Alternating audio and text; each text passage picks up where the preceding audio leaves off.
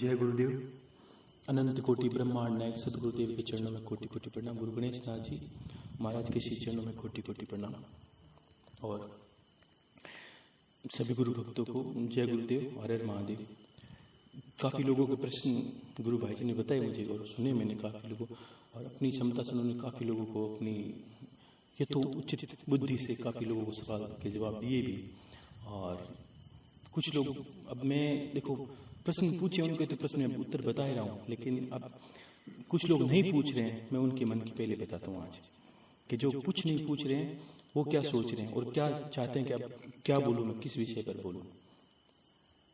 देखो, जब भक्ति करते हैं इसका कोई फल होता है, पूजन करते हैं इसका कोई फल होता है। अब वो फल की आशा में है कि गुरुदेव अगर गुरु मिलने पर जो फल होता है वो हमें बताइए, भगवान की भक्ति करने पर जो फल होता है वो हमें बताइए। कामना नहीं की, लेकिन अंतर में उनके है, वही लोग विशेष पहले सुन ले अच्छे से। देखिए, पहले जब जीवन में शालीनता होती है, शीतलता होती है, 4 कदम हमसे दूर है मोक्ष, और मोक्ष से 1 कदम दूर है हमारी मुक्ति। बहुत बड़े विषय को बहुत छोटे में समझाता हूँ, कोशिश ऐसे कर रहा हूँ कि आप कुछ शब्दों में समझ में आ जाए कि अगर मोक्ष जैसे बोलूंगा तो आपको ऐसे अनुभव होने लगेगा कि कोई ऐसा द्वार होगा स्वर्ग का या नरक का, जहाँ से जाते ही हमारे लिए क्या होगा, पता नहीं किस तरह का मोक्ष होगा, कौन वहां पर होगा कौन नहीं होगा। लेकिन ये भी भ्रम है। मुक्ति क्या है इसको भी ऐसा नहीं कि कोई रास्ता निकलेगा, रास्ता नहीं निकलेगा। आपको समझना, हमारी कामनाओं से हमारी 84 लाख योनियां जुड़ी है। इसको वो लोग इसे सुन ले जिनको कल्याण के रास्ते पर जाना है, और वो लोग थोड़ा सा गौर से सुने जिन्होंने ग्रस्त के ज्यादा सवाल किए हैं। क्यों कि कामनाएं ग्रस्त की कर रहे हैं और बहुत समस्याओं की कर रहे हैं, तो ये समस्या ही आगे आपके योनि को निर्धारित करेगी। क्योंकि कामनाएं हमारी योनियों को निर्धारित करती है, हमारे जन्म का आधार ही वही होती है। कोई भी जन्म हमारे आधार उसी पे होता है। आपने भागवत के अंदर एक कथा सुनी होगी, बहुत बड़े संत थे जड़ भरत जी,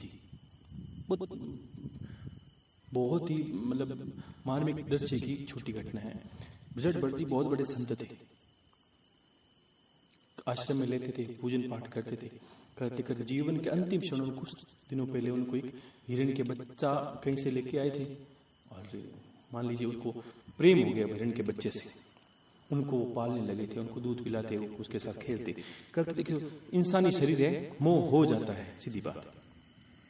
तो हिरण के बच्चे से प्रेम हुआ और इनका बच्चा छोटा था।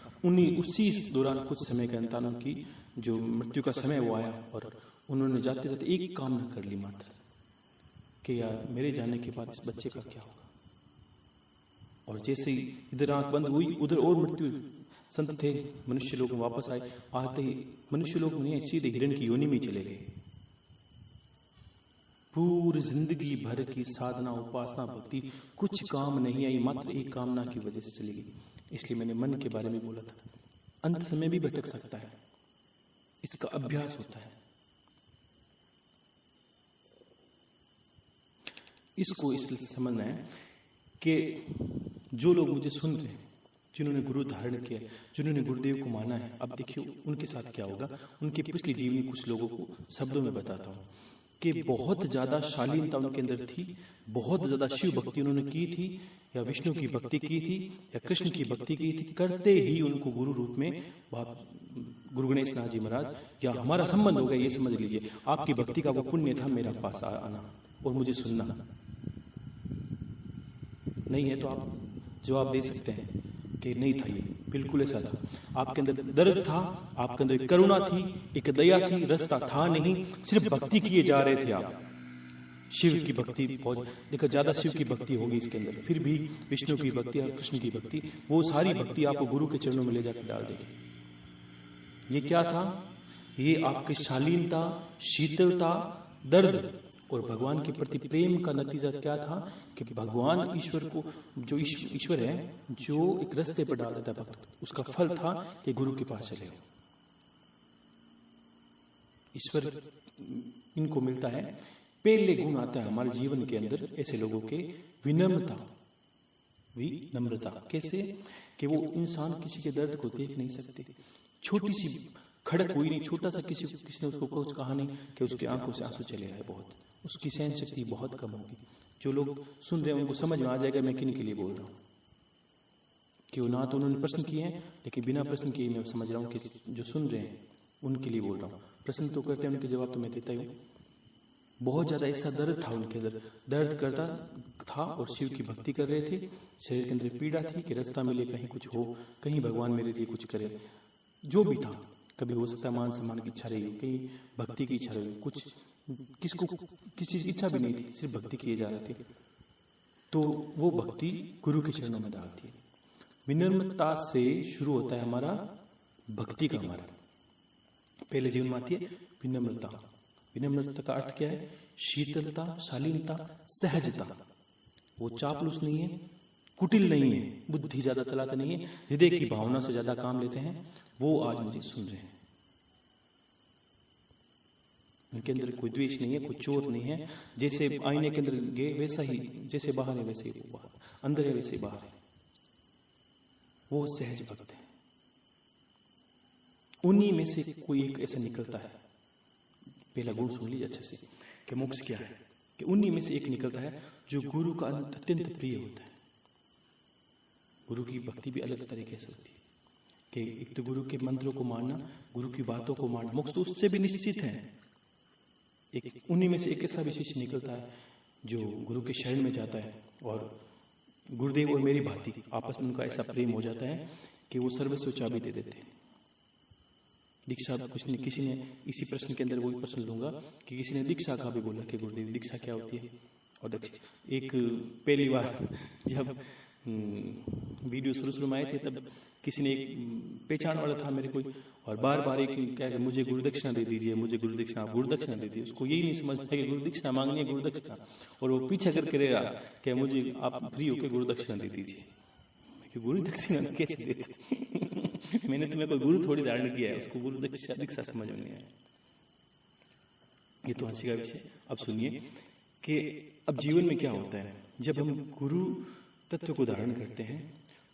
हमारी सहजता से गुरु तत्व आता है जीवन में अंदर, और गुरु तत्व गुरु की भक्ति का फल। विनम्रता, आपकी सहजता, आपकी जो दयालुता और जो आपकी जो भासोभाव है, उससे ईश्वर की भक्ति करने मात्र से आपके जीवन में, मतलब उससे ईश्वर की पूजन करने से आपके जीवन में भक्ति आती है। भक्ति क्या? गुरु भक्ति। अब गुरु भक्ति का फल क्या है वो सुनिए। पहला कदम वो, दूसरा ये। अब जो जिसमें आप चल रहे, आगे भी ले जाऊंगा, पीछे भी समझ लीजिए। गुरु भक्ति का अर्थ होता है ज्ञान।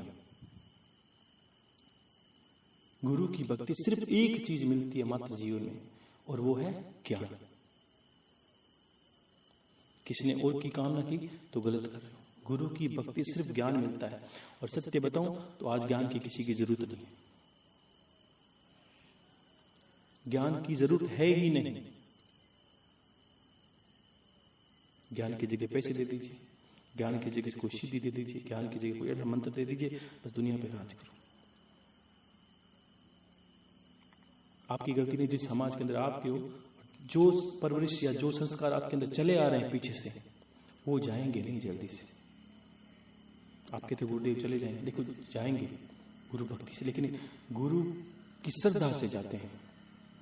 गुरु के सामने मुंह होके बैठने से जाते हैं। उनको समझना होता है, मतना होता है। मैं ये विचार हमेशा करता रहा हूं कि प्रश्न कब बंद होंगे।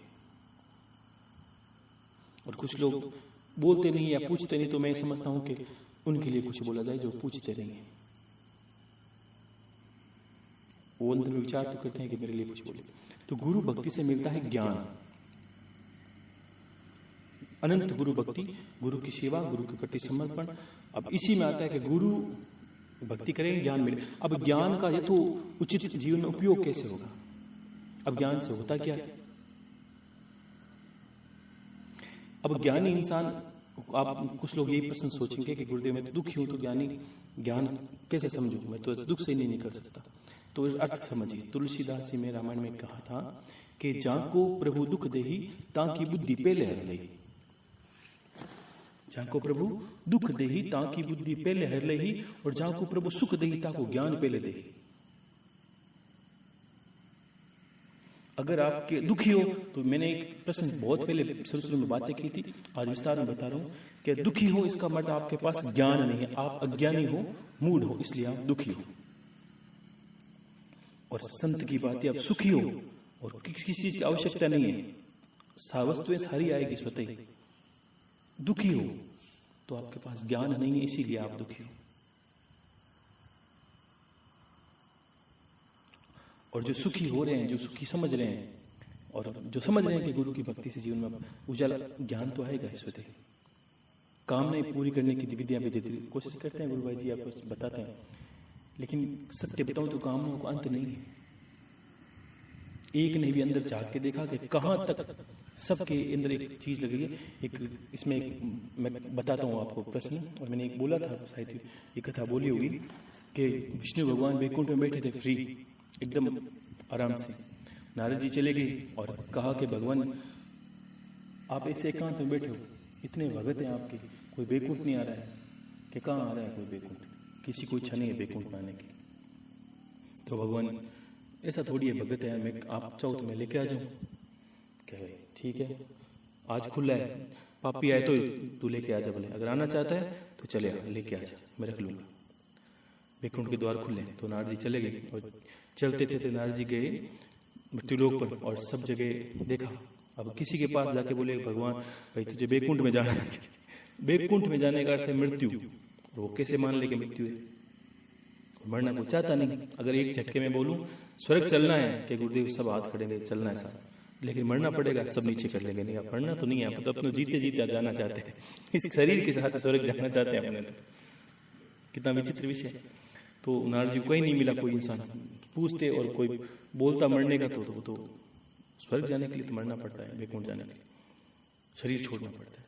तो फिर ऐसे करते करते किसी सेठ साहूकार के पास पहुंचे, और वो उस वक्त भक्ति कर रहा था। नारद जी ने सोचा इतना बोला है भगवान को, इतनी बड़ी बात बोल दी है, एक तो लेके जाऊं तुमसे, मेरी नाक तो बची रहे, नाक तो नहीं कटे, एक तो भगत लेके जाना चाहिए। खुले चैलेंज कर दिया था क्या है। और सेठ साहूकार के पास गए, बोला आप तो बहुत बड़े भगत हो। उसने बोला नारद जी आइए, क्या बहुत बड़े भगत हो? क्या हाँ बिल्कुल भक्ति करते हैं, भगवान के चरणों में बैठे। तो क्या आप बैकुंठ जाना चाहते हैं? क्या बैकुंठ जाना तो चाहता हूँ महाराज। तो क्या आज चलिए, आज विष्णु भगवान से मेरी बात हो रखी है, आज किसी का लेखा जोखा नहीं करेंगे पापी पुण्य का, और सीधा बैकुंठ द्वार खुला है, मैं ले जाऊंगा। जन क्या जाना तो है गुरुदेव, लेकिन अब नारद जी को बोला जाना तो है महाराज, लेकिन एक बच्चे की थोड़ी शादी हो जाए तो बस कुछ समय की बात है।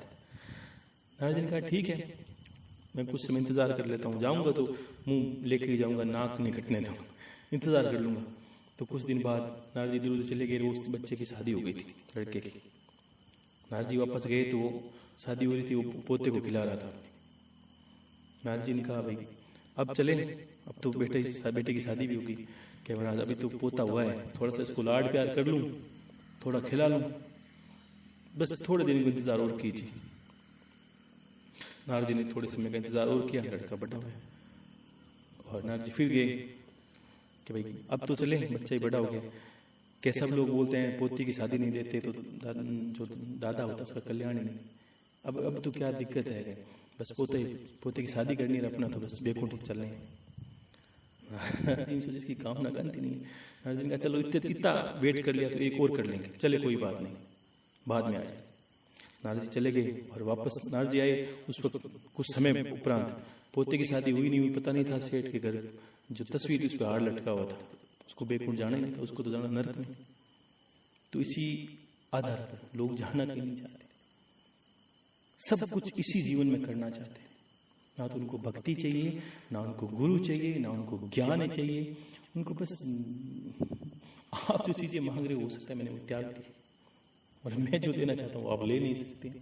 बड़ी ये विडंबना है। तो फिर विषय पाता हूं मैं, बात हुई थी गुरु भक्ति का फल होता है ज्ञान, और ज्ञान से आप हर रास्ते से निकल सकते हैं। अब आप मुझसे क्यों पूछ रहे हैं हर प्रश्न का उत्तर, क्योंकि मेरे पास आपको लगता है ज्ञान है, समझ गया, और मैं चाहता हूं वो आपके पास हो जाए। ताकि आपको पूछना नहीं पड़े और भक्ति से सत्य हो जाए। आपके गुरुदेव ज्ञान, अब गुरुदेव की भक्ति से ज्ञान, अब ज्ञान से क्या होता है? अब ज्ञान से क्या होता है? ज्ञान से मिलती है विरक्ति। ज्ञान का, गुरुदेव की भक्ति का पहले विनम्रता, शीतलता, शालीनता, इसकी भक्ति का फल है गुरु भक्ति, गुरु का जीवन में आना। परमात्मा गुरु उन्हीं को अर्पण करता है जो लायक होते हैं। उसके बाद गुरु की भक्ति से मिलता है आपको ज्ञान, और ज्ञान का फल क्या है? ज्ञान का फल है विरक्ति। विरक्ति क्या है? सब चीजों से कट जाना विरक्ति है। जीवित कट जाने का अर्थ समझिए क्या है। मैं कहता हूं, इसको ग्रस्त सब सुनते हैं तो इसको अच्छे समझ लीजिए। कट जाने का अर्थ होता है मुझे भोजन की इच्छा है, मुझे मीठा पसंद है, मुझे हो सकता है नमकीन नहीं पसंद, मुझे सब चीजें पसंद है, लेकिन मेरी आसक्ति नहीं है। ध्यान रखना, अगर नहीं मिला मैं भूखा भी सो सकता हूँ। मुझे घूमने का शौक है, अगर नहीं कोई व्यवस्था हुई तो मैं बैठा ही रह सकता हूँ। मुझे ये आसक्ति नहीं है कि वो हो ही हो, ऐसा नहीं है मेरे अंदर। तो वो चीजें आपके अंदर आएगी, उससे आप कटने लगो। क्यों? कि आपने कामना किसी ने की, सामने मिला तो खा लिया, नहीं मिला कोई बात नहीं, गाड़ी है चढ़ जाइए, नहीं कोई बात नहीं। अब दुखी क्या है? दुखियों के सवाल भी इसके अंदर है। आपने पुत्र को पढ़े, काफी प्रश्न है उसको भी सुन लीजिए, कि आपने पुत्र को पढ़ाया लिखाया। अब आपने पुत्र को पढ़ाने के पीछे एक कामना जोड़ी कि ये मेरे बुढ़ापे का सहारा है। वो पुत्र की कामना है कि सेवा करे, नहीं करे, अलग बात है।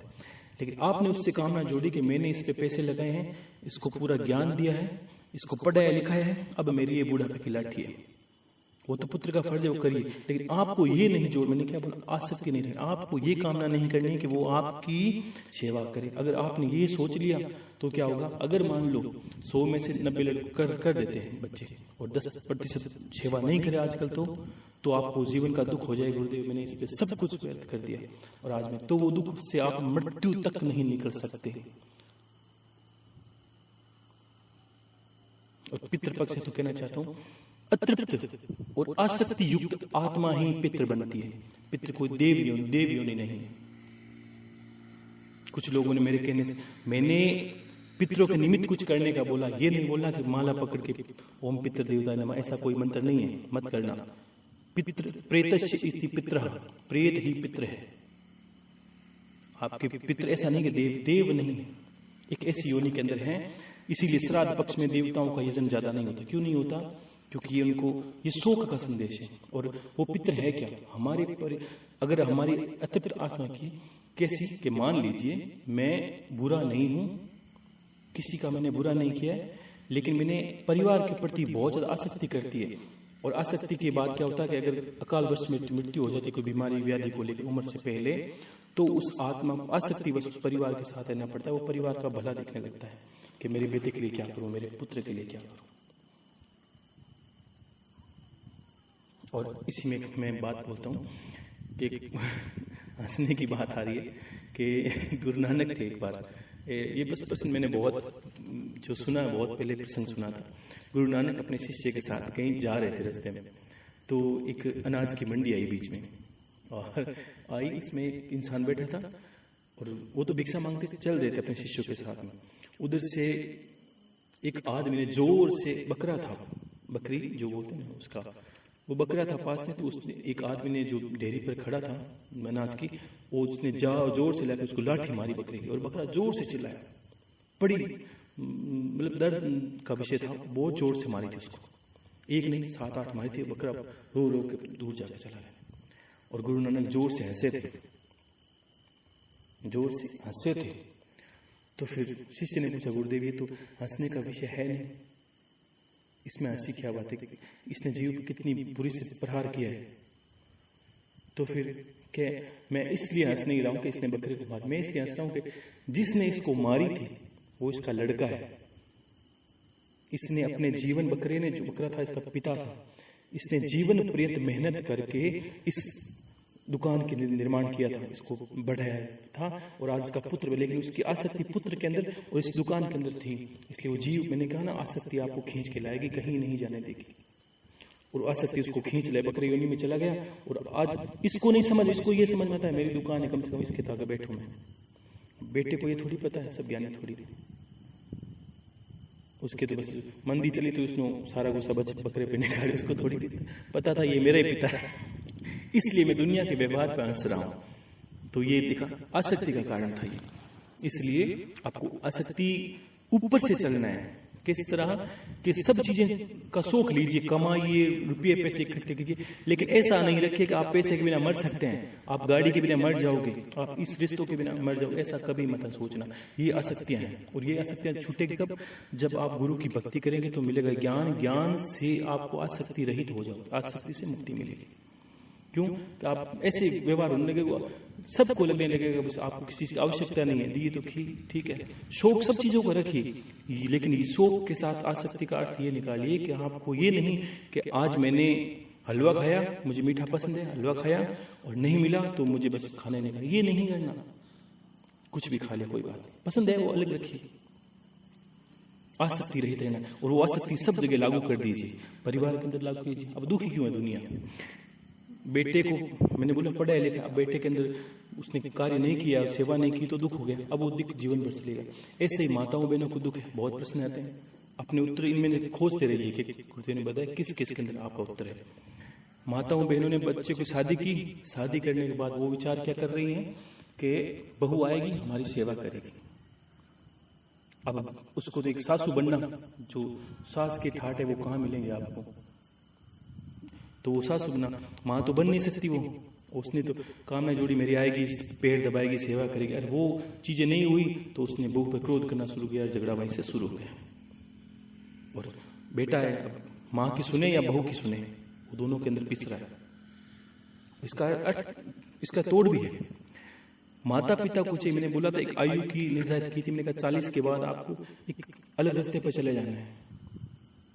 क्या नहीं, संन्यास, नाम गुरु का लेते हो, भक्ति का लेते हो, आपके अंदर लक्षण है क्या?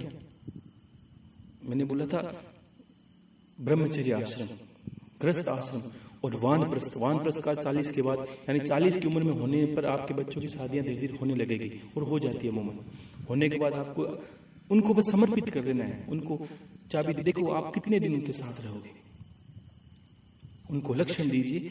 देखो जिस सास ने बहू को बेटी मानकर घर का काम उसके सुपुर्द कर दिया, वो बहू जिंदगी में, मैं नहीं मानता, वो बहू जिंदगी भर सास की पूजा ही करेगी, ध्यान रखना।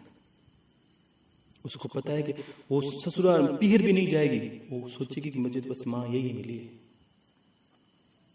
और जिस बेटे ने बाप ने जवान होते अपने बेटे को कहा, बेटा मैंने तो बहुत चला लिया, तेरे तक मेरा फर्ज था, अब तू कर, अब तू जैसा करेगा मुझे स्वीकार, मुझे राय मांगेगा तो मैं राय दूंगा, अन्यथा तू अपने हिसाब से कर। तो उनमें भी झगड़ा नहीं रहेगा, और वो बूढ़ा तक सेवा भी करवा लेंगे बेटों से अपने। ये लक्षण नहीं। अब उनको तो बस वो पूरी जो बोलते ना ठकुराई चाहिए, वो चाहिए, वो ठकुराई उन्हें मार देती है। क्यों? कि जब तक शरीर में बल है तब तक तो ठकुराई चलेगी, और जिस दिन सास का बल टूटेगा और बहू का बल बढ़ेगा, अब बहू की सासू की खेड़ नहीं, मुझे बहुत परेशान किया था, अब ले। और फिर वो सास में रोती, गुरुदेव बहू सेवा नहीं करती, बेटा कुछ बोलता है। इस दुनिया में याद रखना, सेवा की है तो सेवा मिलेगी, अच्छा बोला है तो अच्छा सुनने को मिलेगा, अच्छे कर्म किए हैं तो अच्छा कुछ करने को मिलेगा। भगवान किसी के साथ अन्याय नहीं करता। अगर एक घर के अंदर आम का पेड़ लगाइए, उसके अंदर रोज पानी विष युक्त डालते रहिए, और फिर उस फल को खाने की आशा त्याग दीजिए, उसको खाते आपकी मृत्यु भी निश्चित है।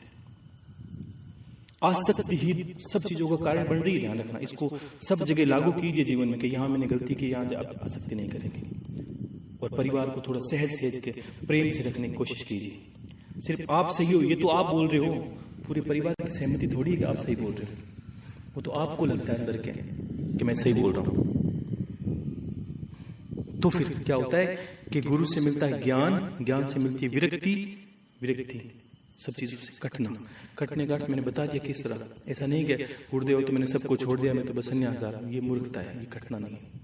अब विरक्ति से क्या होता है? विरक्ति से मिलता है मोक्ष, सीधा सा रास्ता, 4 कदम हो गए पूरे। किस तरह? विनम्रता से मिलती है गुरु भक्ति, और गुरु भक्ति का अर्थ है ज्ञान, फल, और फल, ज्ञान का फल क्या है? विरक्ति, और विरक्ति का फल है मोक्ष। वो इंसान उसने कामना ही नहीं की क्यों योनियों में फंसेगा, इतना सहज सुलभ नहीं, कोई नहीं समझा सकता। मैंने अच्छे समझा दिया ताकि आप समझ जाओ। अब क्या होता है कि गुरुदेव मोक्ष और मुक्ति में फर्क है। मोक्ष का अर्थ है 84 लाख योनियों में भटकना बंद, और आपका मोक्ष क्या? आपकी आत्मा एक सहज स्वतः ही संत स्वभाव हो जाती है। अब देख पाती है गुरुदेव मोक्ष के अंदर है, तो आपको क्या होगा? उनकी आत्मा को दिव्य दर्शन कभी भी हो सकता है। बहुत संत क्या करते हैं, जो मोक्ष के प्राप्त संत है, वो जगत की भलाई के लिए वो खुद चाह के मुक्ति में भी जा सकते हैं, लेकिन वो जाएंगे। मुक्ति का अर्थ होता है कि जीवन में कभी किसी को दिखेंगे नहीं, उनका नाम के साथ उनका साल सब समाप्त हो जाएगा। अब मैं बोलूं मीरा देवी, आप भक्ति करके उनको नहीं जागा, क्योंकि वो मुक्त हो गई। परमात्मा मुक्ति का अर्थ है परमात्मा में लीन हो जाना, और मोक्ष का अर्थ है कि देव स्वरूप आत्माएं जो गुरुदेव की भांति है, वो जगत कल्याण के लिए कुछ न कुछ करती रहती है, हमारे जैसे आपके जैसे निमित्त ढूंढती है। क्यों? वो तो और बड़े क्यों बड़े हो गए कि वो देवताओं का कार्य करती है, वो चाहती है कि जगत का कल्याण हो, लोग ज्ञान के रास्ते पे आगे बढ़े। इसलिए इसको ये समझ लीजिए। अब इसमें क्या होता है कि कुछ लोगों ने ये प्रश्न किया, गुरुदेव जो शिष्य बनाते हैं उसमें दीक्षा क्या होती है? अब दीक्षा को समझ लीजिए। एक तो था मंत्र दीक्षा, आप जो सब लोग ले रहे हो, और एक दीक्षा होती है पूर्ण दीक्षा, जो मैं पास में बैठने पर या गुरुदेव ने जो मुझे दी है, उसमें क्या होगा? उसमें पूर्ण अपना आपको आप संसार से काट लोगे, कहीं बैठे रहोगे, गृहस्थ में बैठे रहोगे तो फर्क नहीं पड़ेगा, आप कट जाओगे, स्वतः कट जाओगे, आपके अंदर स्वतः ज्ञान प्रज्वलित हो जाएगा, गुरु आपके अंदर प्रविष्ट कर जाएगा। बस ये क्रिया वो है, लेकिन उसमें भी पात्रता चाहिए। उसमें भी मैं आपको छोटा सा प्रसंग सुनाता हूँ, अभी मुझे तुरंत याद आया है कि एक गुरु थे, और गुरु ने कामना की थी कि मेरी उम्र हो रही है, ठीक है, और ऐसा कोई पात्र चाहिए मेरा जो इस आश्रम को चला ले और ज्ञान के रास्ते को आगे बढ़े। देखो दक्षिणा काफी लोगों ने बोला था, आप दक्षिणा को भी समझ लीजिए कि गुरु के रास्ते को आगे बढ़ा ले, यानी गुरु का ज्ञान का रास्ता। अब दो शिष्य थे, दोनों प्रेमी थे, जो घनिष्ठ शिष्य थे, शिष्य और भी थे, घनिष्ठ थे। गुरु को उन दोनों में निर्णय लेने में दिक्कत लगी कि किसको बनाया जाए कि ये मेरी जगह बैठे, ये बैठे। तो गुरुदेव ने थोड़ा विचार करके उन दोनों को बोला कि मैं भाई, दोनों को बोला मैं तीर्थ जा रहा हूँ। मैं कहाँ जा रहा हूँ? तीर्थ जा रहा हूँ। 4-6 महीने साल भर लगेगा मुझे आते वक्त, ठीक है ना, लेकिन मैं कार्य दे रहा हूँ आपको। एक मुट्ठी दोनों को गेहूं की दे दे, गेहूं के दाने एक मुट्ठी दे दी, और कहा कि तुम दोनों इसको संभाल के रखना जब तक मैं आऊं, इसमें कुछ गलत ना हो, इसको संभाल के रखना है, ये गुरु ने दिया है। ऐसा करके वो चले गए। देखो छोटी छोटी बातों में बड़े बड़े रहस्य छुपे होते हैं, इसको समझना होता है कि हम कहाँ हैं, हमारी पात्रता क्या है, हमने ऐसा विचार किया कि नहीं किया। तो गुरु तो चले गए। अब दोनों शिष्य गुणी थे। पहले शिष्य ने उस मुट्ठी गेहूं को पकड़ा और कपड़े में डाला, पोटली बनाई और पूजन के स्थल पर रख दिया, और सोचा कि वो गुरु को भगवान मानता था सत्य में। तो उसने कहा ये पूजन स्थल पर रख दिया और प्रणाम करके रोज पूजा पाठ करता उस पोटली की। तो वास्तव में वो लायक था कि गुरु को भगवान मानता था, गुरु की दी हुई चीज को वो सरो शीश पर रखता कि गुरु ने हाथों से दिए पर रख दिया और वापस गुरु को संभाल के देनी है, ठीक है ना। और दूसरे शिष्य भी ज्ञानी था, वो गुरु को ज्ञान का भंडार समझता था। पहला भगवान समझता था तो ज्ञान का भंडार समझता था। उसने कुछ समय पास में रखी, फिर सोचा विचारा क्या दिमाग में पता नहीं, उसने आश्रम के पीछे वो सारी जगह पर गेहूं के बीच दाने डाल दिए, जो गेहूं के दाने थे वो फिर आश्रम के अंदर पीछे पीछे सारे डाल दिए और बुआई कर दी। अब गुरु कुछ समय वापस आए, प्रांत वापस आए, और गुरुदेव ने पहले शिष्य ने पूछा गुरुदेव वो दाने लेके आ जाऊं, आपने दे दिए? हाँ लेके आ जाओ। संभाल के रखे हैं क्या? वो पोटली लेके गया। अब सोचिए 1 साल दाने रखे थे, मौसम में परिवर्तन हुआ, 4-6 महीने गुरु आए थे और आते ही दाने सड़ चुके थे। गुरु को लग गया ये लायक नहीं। अब देखो लायक अर्थ समझिए, नहीं कि उसमें भक्ति नहीं थी, लेकिन गुरु का अर्थ क्या है? ज्ञान। गुरु ने कहा अगर मैं इसको दूंगा तो ये इस आश्रम को, ये ज्ञान को एक ही जगह रख देगा। इसकी बुद्धि, ये भक्ति जरूर है इसके अंदर, भगवान भी समझता है, लेकिन ये दानों को एक जगह रख दिया, सड़ चुके थे, यानी मेरा ज्ञान भी इसके पास सड़ जाएगा। दूसरे को बोला नहीं, पूछा फिर तेरे दाने कहाँ हैं, कि गुरुदेव मुझे कुछ दिन लगा, फिर मैंने सोचा आप तो कब आएंगे, लेकिन मेरे दाने आपको 1 महीने के बाद दूंगा, लेकिन दूंगा 1 मुट्ठी नहीं 100 मुट्ठी दूंगा गुरुदेव। ऐसी मेरी भक्ति भावना अंदर की। आश्रम के पीछे लगे गुरुदेव 1 महीना इंतजार और करना पड़ेगा कट के बाद, तो लगा ये भी चाहिए, 1 मुट्ठी 100 मुट्ठी कर दिए, ये मेरा शिष्य है। उसको चाबी पकड़ा दी, बेटा आश्रम तेरा है, तुझे ही संभालना है, क्योंकि गुरु के ज्ञान को बढ़ाया जाता है, ये सर्वोत्तम गुरु दक्षिणा है। पहले खुद बनिए फिर बनाइए। और दूसरी गुरु दक्षिणा का कुछ लोग देखो, रुपया पैसा सब चीज होती है, यहाँ तक होता है कि आप ब्रह्मांड दोगे, एकलव्य बाकी अंगूठा दोगे तो गुरु का कर्ज नहीं चुका सकते। और यहाँ तक वर्णन है कि अर्जुन जैसे, क्योंकि लेकिन इसको गुरु दक्षिणा का अर्थ समझ लीजिए। पहले गुरु को कुछ भी देने से पहले ये समझिए कि गुरु के ज्ञान से आपका जीवन उजाला होता है, तब गुरु दक्षिणा देने योग्य है। पहली बात, अगर मैंने ज्ञान दे रहा हूँ, आपको कुछ अनुभव नहीं हो रहा है और ज्ञान को जीवन उतर नहीं रहा है, समझ नहीं रहे हो, तो गुरु ना तो मैं लायक हूं ना आप लायक हो। क्यों कि कुछ कार्य करने से पहले, कुछ जीवन में करने से पहले गुरु दक्षिणा दी जाती है, लेकिन यहाँ दक्षिणा मांगी नहीं, हमने मांगी नहीं, लेकिन करना क्या है, ज्ञान को बढ़ाना। पहले मैंने क्या बोला था, आप दक्षिणा का अर्थ ये नहीं है कि गुरु के सामने गए और आपने ऑफर कर दी, गुरुदेव पैसे लीजिए मेरे पास, मैंने बोला आप करिए। मैं पहले सबको सक्षम देखना चाहता हूँ, पहले तो ये इच्छा है मेरी कामना, चाहे ज्ञान के रास्ते पर हो चाहे संपत्ति के, आप जिस रास्ते पे जाइए, बस मेरा आशीर्वाद ये कि आप संपन्न हो जाइए। जब गुरु के ज्ञान को जीवन में उतारते ना, उस वक्त लगता है कि गुरुदेव मैंने आपके ज्ञान को जीवन में उतारा, मेरे उजाला हुआ, मेरे जीवन में सब कुछ परिवर्तन है। अब मेरे गुरुदेव अंतर से इच्छा है, गुरु मांगता नहीं, अंतर से इच्छा है आपके लिए कुछ करने की। फिर गुरु बोलता है वो दक्षिणा है। एकलव्य ने अंगूठा दे दिया, सोचिए उसके जीवन का आधार क्या था, धनुष विद्या, और अंगूठे के बिना धनुष चल नहीं सकता। एक क्यों गुरुदेव, मैं तो दक्षिण ज्ञान आपसे लिया था, अर्जुन से क्या मांगा था, पहले अर्जुन को सक्षम किया, योद्धा बनाया, उसके बाद बोला कि जा द्रुपद से युद्ध कर, क्योंकि योद्धा सक्षम ही नहीं होता, द्रुपद से युद्ध क्यों करता, उसको हरा और मेरे चरणों में डाला। तो पहले आप सक्षम हो जाइए। दक्षिण बिल्कुल दक्षिणा होती है, हर चीज के पीछे दक्षिणा होती है, यहाँ तक कि छोटी छोटी पूजा करते हैं परमात्मा की, जो रुपये नहीं लेता उसकी भी दक्षिणा है। हर चीज का मूल्य जीवन में चुकाना पड़ता है, ध्यान रखिए। हर चीज का कर्ज है आप पर, सांस लेते हो, माता पिता का, इस धरती माता का, इस भूमि का, इस देश का, सबका कर्तव्य है, और जीव जंतु तक का कर्तव्य है आप पर। इसलिए मैंने बोला कि अपने हाथों से करिए, जितना आप करोगे उतने गुणी होते हैं, स्वतः गुण, प्रकृति के अंदर सारे गुण विराजमान हैं। गुरु के कहने से करने से वो अनंत गुना फलित हो जाते हैं। आपको बस वो पात्रता मिलनी चाहिए। दक्षिणा बाद की बात है, गुरु जब बोलेगा ऐसी कामना ना तो मेरी है, मैंने बोला ना, कुछ लोगों ने प्रश्न किया, मैंने कहा कुछ नहीं चाहिए, फिर कहता हूँ कुछ भी नहीं चाहिए। मैं आपको सक्षम देखना चाहता हूँ, मैं आपको ज्ञान के उस स्थान पर देखना चाहता हूँ जहां मैं कोशिश कर रहा हूँ, जिसके लिए मैं बोल रहा हूँ। ये दक्षिणा के निमित्त बोला हुआ कार्य नहीं। बस मैं वो क्या कार्य कर रहा हूँ जो गुरुदेव ने एक मुट्ठी अनाज को बोने का बोला है, और आप वो दाने हो जो आप खिलोगे और वृक्ष बनोगे, और फिर मैं आपकी कटाई कर दूंगा। ध्यान रखना, मैं आपकी कटाई भी करके वो गुरु के चरणों में डाल दूंगा। ये मेरा कार्य है। इस कथा को इस तरह समझ लीजिए आप।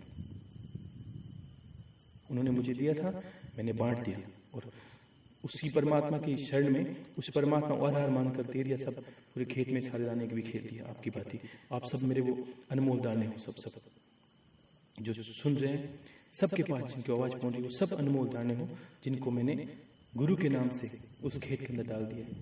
अब एक एक दाने को जमीन में डालने से एक एक बाली निकलती है, हजारों दाने उसके अंदर होते हैं।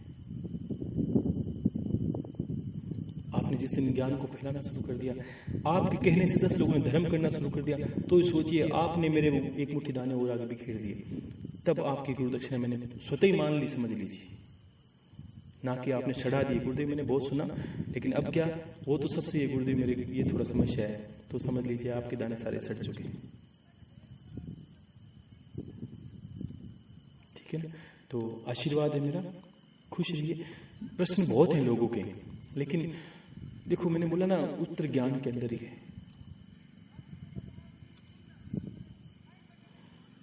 हर इंसान जीवन में घूमते घूमते कहीं ना कहीं ग्रस्त में कहीं में फंस जाता है। वो गुरु उसको देख, सत्य बताऊं तो आप नहीं देख रहे हो, जो रो रो के प्रश्न करते हैं, मैं उनको देख रहा हूं किस तरह वो दरिद्रता में फंस चुके हैं। सत्य बताऊं, ये सत्य बात है। मुझे लगता है वो उस तरह नाली में फंस चुके हैं, कीचड़ में, कि हाथ निकालना संभव नहीं है। इस तरह वो ग्रस्त में उलझ चुके हैं कि मैंने बोला ना, इसको किसी तरह शब्दों में नहीं समझा सकता मैं आपको। थोड़ा अंदर में आपको मतना पड़ेगा मैं कहना क्या चाहता हूं। परिवार में रहते ऐसे हो जैसे उसको परिवार को छोड़ के जाना ही नहीं है गुरुदेव। अब तो पितर बन के इसके घर पे बैठना है, और पितरों को मैंने बोला पितर के निमित्त कुछ करना है, ना कि पितरों को लेके ही बैठ जाओ। सर्वोत्तम होता है कि अगर घर में समर्थ हो और आप कुछ दिक्कत नहीं है तो आप उन पितरों को गैया डालिए। क्यों? कि वो आपकी गैया डालने से उनका कल्याण होता है, उस आत्मा गति लगती है। अब गति क्या है? वो आत्मा अपनी चली कर्मों पे आगे चली जाती है, और आपने अपने लाभ के चक्कर में उसको रोक रखा है। उनके निमित्त समय समय पर कुछ करिए। उनको ये नहीं, कुछ लोगों ने बिठा के उनको, वो उनकी कष्ट ही पाते हैं।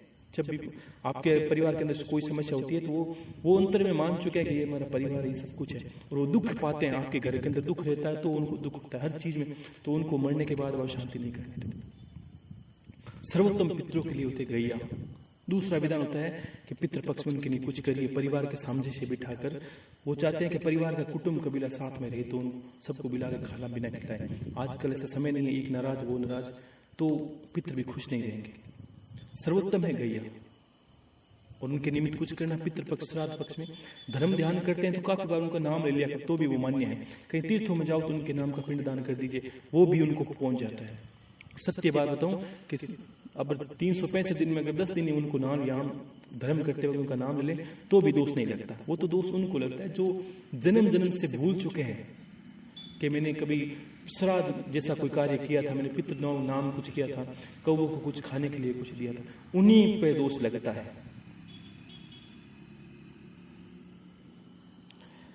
तो फिर समझना होता है, अच्छे से समझिए बातों को और सुनिए बात को मथने की कोशिश कीजिए। कुछ विषय ऐसे होते हैं जिनको हर तरीके से बोला जाए, लेकिन एक बुद्धि में प्रवेश कराना मुश्किल होता है। आशीर्वाद है मेरा, खुश रहिए। जय गुरुदेव, जय गुरुदेव।